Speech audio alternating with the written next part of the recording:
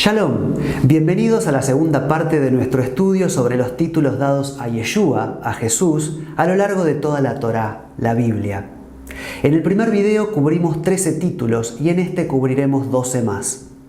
Es mi deseo que medites en estos títulos del Señor en tu tiempo devocional, cuando estés solo, en lugares apartados, tranquilos, quizá bajo la luz de las estrellas, caminando o sentado, arrodillado a los pies de tu cama o quizá acostado en ella. Cualquiera sea el lugar y tu postura física, que tu contemplación hacia Jesús sea renovada, transformando este estudio en una devoción activa hacia su persona. Comencemos.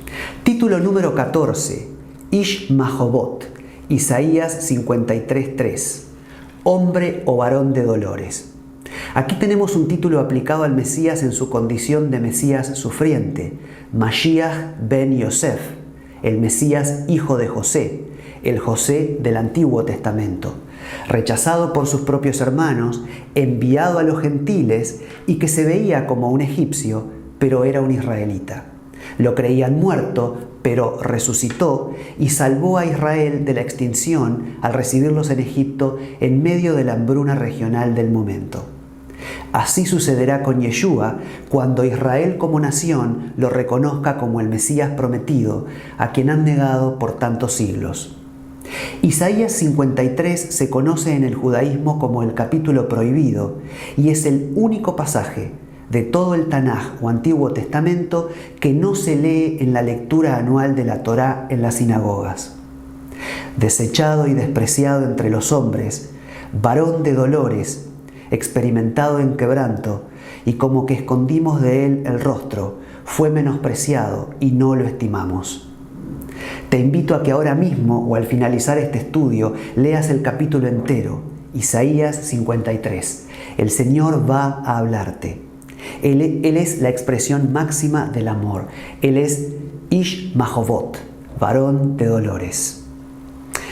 Goel, Isaías 59:20, el Redentor.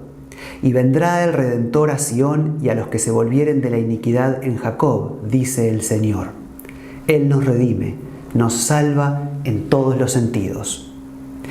Semach Tzadik, Jeremías 23:5, el renuevo justo, el vástago o la rama de justicia. He aquí vienen días, dice el Señor, en que levantaré a David renuevo justo y reinará como rey. Él será dichoso y hará juicio y justicia en la tierra. Se refiere a una rama joven, llena de vida, con ese vigor espiritual que le permite crecer, y será además un juez. Y continúa el siguiente versículo con nuestro siguiente título. En sus días será salvo Judá e Israel habitará confiado, y este será su nombre con el cual lo llamarán, el Señor justicia nuestra, Yahweh Tzidkenu, Jeremías 23:6. El Dios o Señor de rectitud o justicia. Una vez más, el nombre de Dios se asocia directamente a la persona del Mesías. Al Mesías se lo llama Yahweh o Dios, Yahweh Tzidkenu. Si bien muchos de estos títulos remiten al Mesías en su segunda venida, en un tiempo por venir aún sobre la historia de la humanidad, también hay una aplicación parcial presente que le podemos dar. Las referencias a Judá e Israel nos habla de dos reinos en Israel. Judá al sur, junto con la tribu de Benjamín, e Israel o Efraín al norte, constituido por las otras 10 tribus de Israel.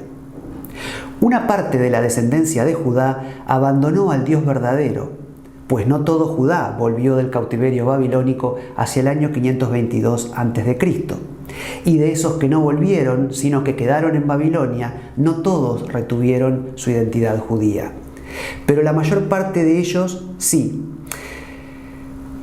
volvió al territorio y recuperó su identidad. Por el contrario, los integrantes del reino del norte, conocido como Israel o Efraín, no volvieron a su territorio y se gentilizaron. Y los que quedaron en el territorio también se gentilizaron tras otro cautiverio, el asirio, acontecido antes que el babilónico, hacia el año 722 a.C., debido a la estratégica política de deportación asiria. Ellos, al conquistar un lugar, arrancaban a la gente de su tierra y la llevaban a otros territorios, al tiempo que traían al territorio conquistado extranjeros y así debilitaban la identidad cultural local de cada lugar que conquistaban. Ellos aniquilaban la cultura del pueblo conquistado, y eso sucedió con el reino del norte de Israel. La excepción la constituyeron unos pocos que se adhirieron al reino del sur y hacia el sur emigraron antes de caer el reino del norte en cautiverio asirio. El tema es que cuando Jesús vino, 700 y 500 años con posterioridad a estos cautiverios, el asirio y el babilónico, los primeros creyentes, los primeros cristianos o mesiánicos, eran todos judíos. Todos eran parte de aquella descendencia de Judá que había vuelto del cautiverio babilónico y vivía en territorio de Israel en tiempos de Jesús. Pero conforme pasaron los años, los gentiles, los adoradores de otros dioses, fueron los que se volvieron cristianos o mesiánicos. Y no podemos desconocer por cómo se dio el proceso de evangelización desde un punto de vista geográfico, desde Jerusalén hasta el mundo circundante en forma paulatina, que muchos de esos gentiles o paganos eran descendientes de los otrora reinos del norte y del sur.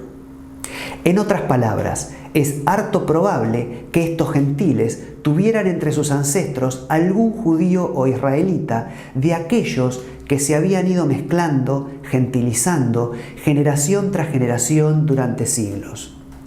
Por lo tanto, si históricamente han habido millones de cristianos gentiles, descendientes de los reinos de Judá e Israel, aun si hablamos de que solo tienen una gota de la sangre de Abraham corriendo por sus venas, entonces esta profecía de Jeremías aplica con exactitud a Jesús, salvación de Judá y confianza de Israel, salvación y confianza de millones de cristianos que descienden de Judá e Israel, los reinos del sur y del norte. Ello no obsta, sin embargo, para que un día la profecía dé pleno cumplimiento cuando literalmente los judíos como nación, el reino del sur y el remanente de la descendencia de Israel que aún no ha creído, el reino del norte, reconozcan en Jesús a Yahweh Tzidkenu, el Señor justicia nuestra. El siguiente título, muy parecido a estos dos anteriores, se encuentra en Jeremías 33:15, Tzemach Tzedakah, el Dios o Señor de rectitud o justicia. Ezequiel, en sus últimos 8 capítulos, nos regala una y otra vez otro título, Nací, en especial en el capítulo 46. El término refiere a un príncipe e implica ser elevado, el que está o es puesto en alto. Haporetz, Miqueas 2:13, el que abre caminos delante del resto, el pionero. Subirá el que abre caminos delante de ellos. Abrirán camino y pasarán la puerta y saldrán por ella. Y su rey pasará delante de ellos y a la cabeza de ellos el Señor. Esta puerta podría referirse a una de las puertas alrededor de las murallas de la ciudad vieja de Jerusalén, conocida como la Puerta Dorada, Puerta de la Misericordia o Puerta de la Vida Eterna. La puerta está cerrada desde 1541 por orden de Solimán el Magnífico, porque, según la tradición judía, es la que utilizó el Mesías para entrar en la ciudad y por ella entrará en su regreso. Que hoy día esté tapiada no impedirá que por ella entre el Señor en su segunda venida. Él es Haporetz, el que abre caminos. Quizá el gran sultán Solimán, al tapiarla, estaba habilitando a futuro el cumplimiento literal de la profecía bíblica. Meshijó, Salmos 2:2, se levantarán los reyes de la tierra y príncipes consultarán unidos contra el Señor y contra su ungido. Meshijó. Proviene de la raíz Mashaj o ungir. Él es el ungido, el Mesías de Dios. Notemos que no es nuestro Mesías, nuestro Cristo, sino su Mesías, su Cristo. El Padre es quien lo ungió, no nosotros.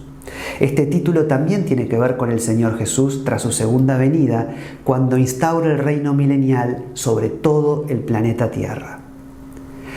Adoní, Salmos 110, 1. Mi Señor. Así llama el rey David a Jesús en este salmo mesiánico, mi Señor. El Señor dijo a mi Señor. Es como decir, Dios dijo a mi Dios. Y este pasaje cita a Jesús en los Evangelios, en Mateo 22, 44, desafiando a los maestros de la ley respecto a la naturaleza de la persona del Mesías. Pues si bien éste debía ser descendiente del rey David, y Jesús lo era, además el Mesías debía ser precedente al rey David. Nadie le podía contestar este misterio a Jesús. La respuesta está en que Él es hijo por la función que cumple al encarnar en el vientre de María, pero Él es desde siempre. Él es uno con el Eterno antes de esa encarnación. Eben Maasú, Salmos 118, 22. Otro salmo de tinte mesiánico. Este es el último de una serie de salmos que abarcan desde el 113 al 118, conocidos como Jalel o salmos de alabanza, y que se cantan durante la Pascua y la fiesta de los tabernáculos, o Pesaj y Sukkot. Eben Maasú significa la piedra que ellos, los edificadores, rechazaron. La piedra ha venido a ser cabeza del ángulo. Este mismo versículo nos lleva al siguiente título, Rosh Piná, la cabeza del ángulo, la piedra angular, concepto del que el apóstol Pedro también nos habla en su primera carta, capítulo 2, versículo 4. Jesús es la roca sobre la que todo se funda y sobre la que lo fundado permanece. Finalmente, Mashiach Nagid, Daniel 9:25, el Mesías príncipe. El término Nagid se relaciona con Magid, es decir, narrador, quien narra una historia, y con el término Agadá, una historia sagrada, es decir, alguien en autoridad como para decirle a otros qué hacer. Jesús es el ungido contador de cuentos o historias sagradas. Él nos cuenta la historia como en verdad es. Él llama a las cosas por su nombre. Este versículo de Daniel y el siguiente son sorprendentes por su exactitud histórica. Es una profecía del año 500 a.C. aproximadamente, que se cumple literalmente en Jesús. Sabe pues y entiende que desde la salida de la orden para restaurar y edificar a Jerusalén hasta el Mesías príncipe habrá 7 semanas. Y después de 62 semanas se quitará la vida al Mesías, mas no por sí. Daniel 9, 25, 26. Estas 70 semanas, pues además se habla de otra semana, dieron comienzo en el año 445 a.C. durante el mes de Nisán, o abril, cuando el rey persa Artajerjes ordenó restaurar y reedificar Jerusalén tras el cautiverio babilónico, empresa que requirió 49 años. Al considerar cada año como un día, estos 49 años equivalen a las primeras 7 semanas de las 70 semanas mencionadas en la profecía. La equivalencia se fundamenta en pasajes como Números 14:34, 40 años, un año por cada día, o Ezequiel 4:6, 40 días, día por año. Siguiendo con este razonamiento, las siguientes 62 semanas que Daniel menciona equivaldrían a 434 años. Sumando los 49 años anteriores, llegamos a 483 años. 49 más 434 o 7 semanas más 62 semanas. La historia confirma que desde el mandato de reedificar Jerusalén por parte de Artajerjes hasta la fecha de la crucifixión de Cristo, la muerte del Mesías príncipe, transcurrieron 483 años o 69 semanas. Jesús es el Mesías príncipe, el Mashiach Nagid. Te espero en nuestra tercera entrega.